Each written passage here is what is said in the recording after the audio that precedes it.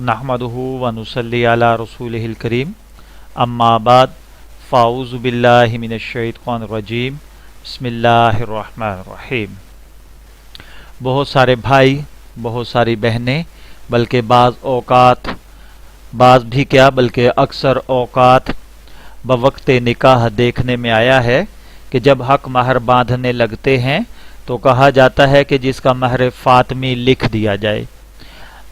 अब महर फ़ातिमी से मुराद महर की वो मिकदार जो हज़रत फ़ातिमा रज़ी अल्लाह ताला अन्हा के लिए तय हुई थी, उसके लिए इसको महर फ़ातिमी कहा जाता है।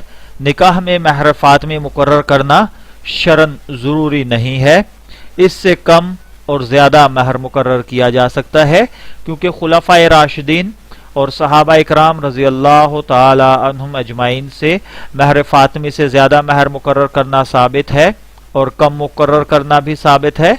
बाकी हज़रत फ़ातिमा रज़ी अल्लाह ताला अन्हो के महर की मिकदार क्या थी, इस बारे में दो रिवायात हैं।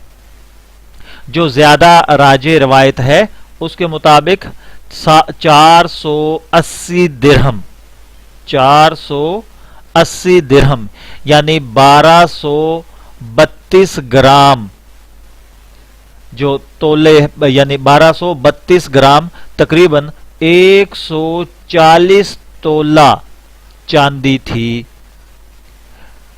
तो अगर इसकी आप मजीद बारीकियों को देखना चाहें तो एक तहकीक के मुताबिक 131 तोला 3 माशे चांदी भी एक रिवायत के मुताबिक ये बनती है कि 131 तोला 3 माशे चांदी हजरत फातिमा का हक महर बांधा गया था।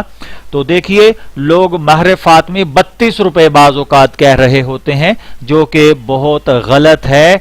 131 तोले 3 माशा चांदी हजरत फातिमा का हक महर था। यानी आज के हिसाब से अगर देखा जाए तो इसको 131 को मल्टीप्लाई बाय जो चांदी का रेट हो, मौजूदा जो आज का रेट हो, उस रेट को आप मल्टीप्लाई बाय 131 कर देंगे, जो आंसर आएगा वो महर फातिमी बनेगा। मैं दुआ गो हूं कि अल्लाह ताला हमें इन बातों को समझने की तौफीक अता फरमाए। वमा अलैना इल्लल बलागुल मुबीन।